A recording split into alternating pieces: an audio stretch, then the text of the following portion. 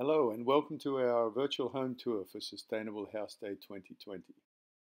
For some information on the background of this project and how it was inspired by the Greeny Flat, please see our Part 1 video. Now, over to the old Fibro Cottage. So, as I said, this was a Fibro Cottage with a tile roof. It had vents through the walls, it had no insulation, it was really uncomfortable. So what we did with this house, we started by removing all of the asbestos, which left the frames exposed.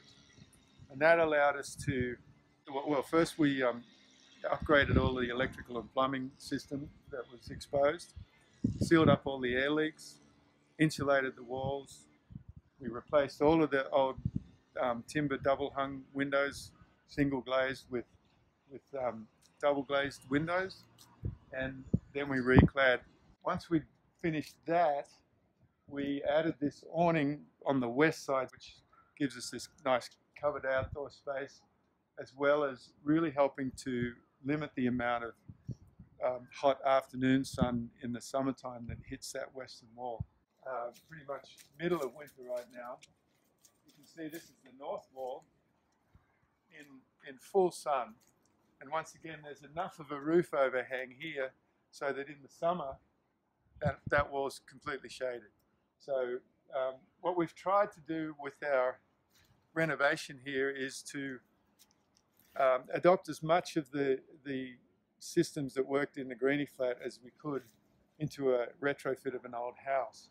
We were limited on the amount of glass that we could put on the north side. I would have liked to have put more and bigger and taller windows, but because of the heritage conservation rules, we were limited to basically what you see here. So in order to take maximum advantage of that winter sun, we did a couple of things. So we actually added a couple of windows on this side of the house to get more sun into the house. And then there's a gap under here that's screened so insects can't get in. There's a space behind this corrugated metal.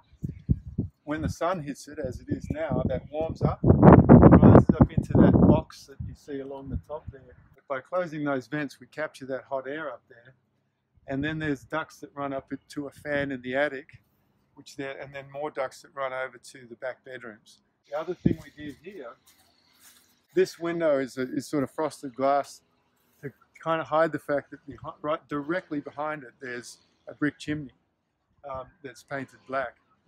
Now, this is borrowing an old idea that sort of started in the 70s called a Trombi wall, where you have a brick wall facing the sun and then glass right in front of it. Sun shines through the window, heats the brick, and the brick stores the heat on the inside of the house. We also added a fairly efficient reverse cycle air conditioning system.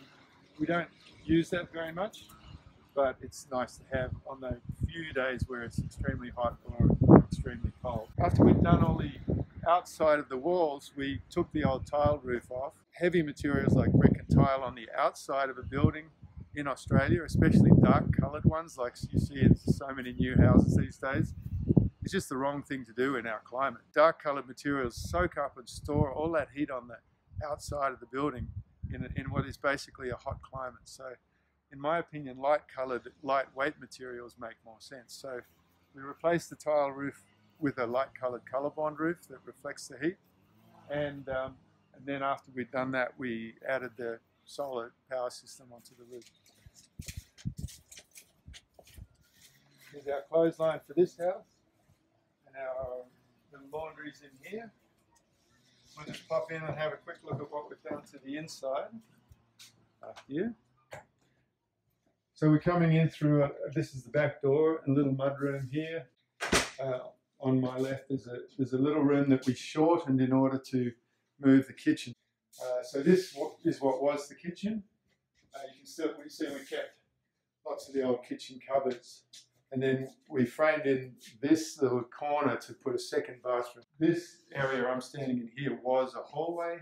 So we took the wall out of the hallway and took the wall out from what was part of that other room, moved the kitchen into here, opened things up, so we've now got open plan kitchen, living, dining room. And you can see, once again, because of the north-facing windows. We've got lots of sun and light coming in. Since we had the solar power put on about 6 months ago, we've also exported about 2.5 times as much power as we've imported from the grid. And then just quickly, we haven't really done much to this rest of the house. Through there is the master bedroom. There's another bedroom there, another bedroom there, and toilet and bathroom, which we haven't touched at this point. Yeah, so basically between the Greeny Flat and the renovations to this house, we've now got an entirely energy positive property, exporting way more power than we're using. You know, we're charging an electric car. Both houses are really comfortable. They're really easy to maintain, and basically we couldn't be happier. Thanks for looking, and you can find plenty more information about this project and the Greeny Flat at greenyflat.com.au.